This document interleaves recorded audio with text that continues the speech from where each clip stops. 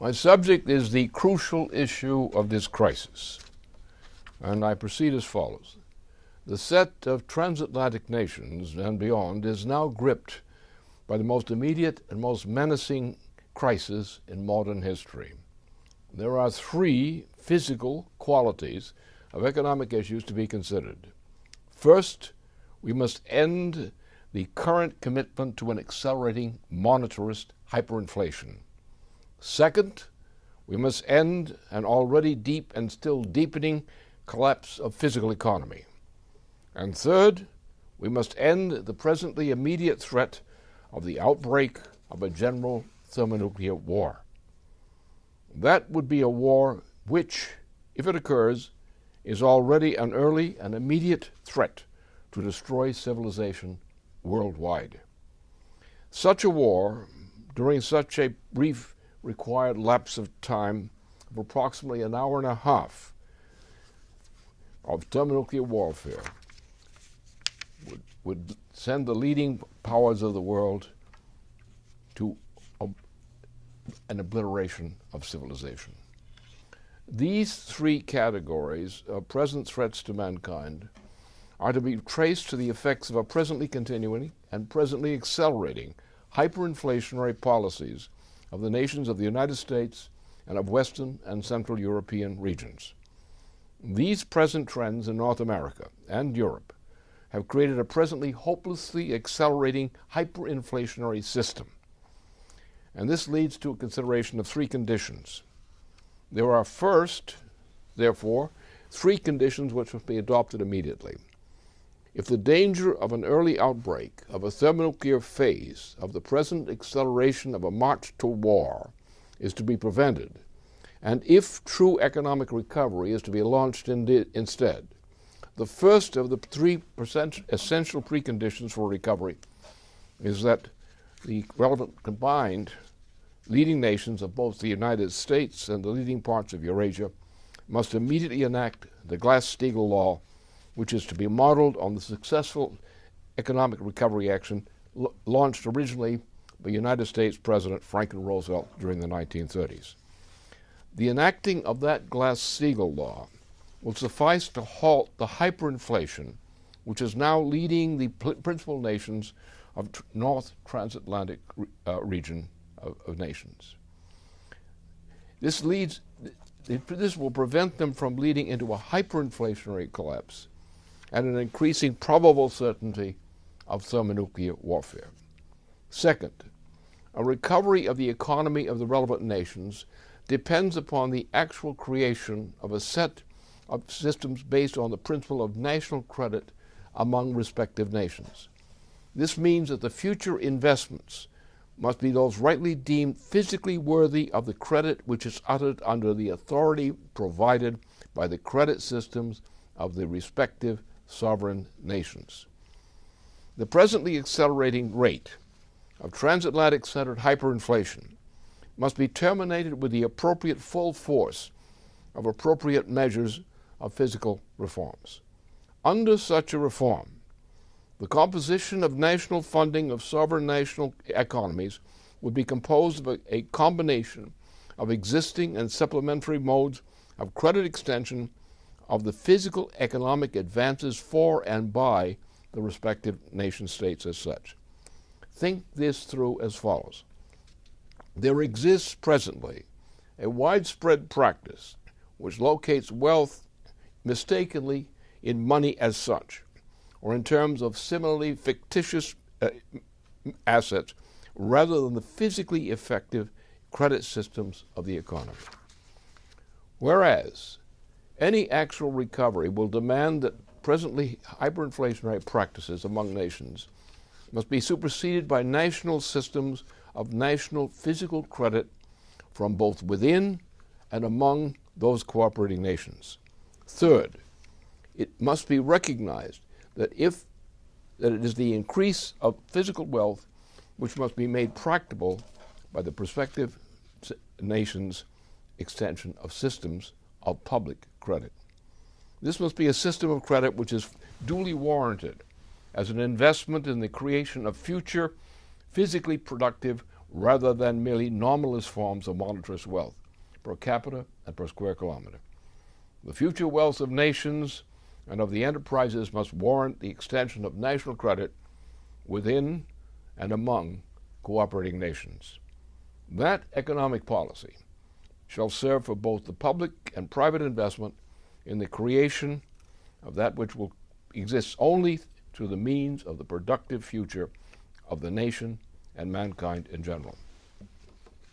Now, as to the essential facts for mankind on this question. The essential fact which must be added to economic reforms among nations is mankind can no longer isolate itself to life on earth alone.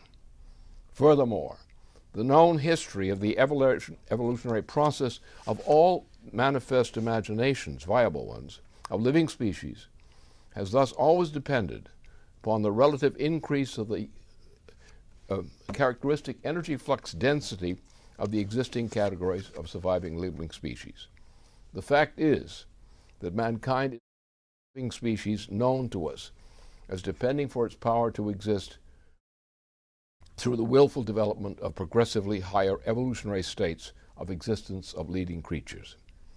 The relative fact is that for mankind the successful future of any living species depends absolutely on perpetual and accelerating increases in the energy flux density per capita, as this is expressed by the progress of the human species to higher levels of energy flux density. Mankind is the only known species whose existence is defined by the controlled use of fire. Mankind's prospect of a continued existence depends hereafter on progressing beyond the limits of mere sense perception to increasing power to command mankind's growing, willful role within regions beyond Earth and Mars, to other planets in the solar system and beyond. Any contrary policy would promise to lead our human species implicitly through the hazards of asteroids and comets toward the prospective human species extinction. Now, there are certain economic trends to be considered. In the meantime, during the period since the launching of the worse than useless U.S. war in Indochina, a war which was launched by means of the assassination of U.S. President John F. Kennedy, even despite the progress which had been embodied in President John F. Kennedy's launching of the famous space program of the USA. Since that war in Indochina, the general trend in the United States and the economies of Western and Central Europe alike, in particular, has been the increasingly downward movement in net effects measured per capita over the course of the subsequent decades. The loss of physical economic potential by formerly leading nations has been accelerating in terms of loss of actively productive skills, as measured in crucial terms of what is known as energy flux density over the entire span since the assassination of President John F. Kennedy. That has produced the effect of a greater rate of net decline of physical productivity in nations per capita than in useful additions to productive employment made by a total labor force. In addition to those considerations just stated, mankind's existence is now imperiled by the threats from the rolls of both asteroids and comets within the region between the orbits of Mars and Venus. We must create the needed means of programmed defense. Russia's scientists have properly referenced the need for intention of a strategic defense of Earth, the SDE policy, on this account. These just indicated challenges typify the necessity for those kinds of specific physical economic reforms on which the avoidance of thermonuclear warfare and that of more general kinds of threats of economic catastrophe for mankind must be included, because they are to be considered as matters of primary means for both the defense and the improvement of the conditions on which the continued existence of human life now depends. In particular, it is now urgent that the United States, among others, return to an expanded version of a space program, not only for reasons associated with improved space program defense as such, but with an improved space program including defense as such, but with the urgency of an early great leap forward in technology in physical space generally. Progress is not an option. The continued survival of the human species demands it, now more than ever. In conclusion, our policy must be as follows. Science is no longer to be limited to operations within the bounds of sense perception. We must enter that higher domain of physical principles, which exists only beyond the reach of mere sense perception, and thus into the true domain of the human mind, into the domain of the discovery of true principles as such, those which reign beyond the reach of mere sense perception. We must now enter, as Bernhard Riemann had emphasized in the closing sentence of his habilitation dissertation, into the inclusive quality of the domain of mind as proposed by the collaboration on that specific subject of an all-inclusive physical conception of mind, which have been implied in the pioneering collaboration between Max Planck and Wolfgang Köhler. Thank you.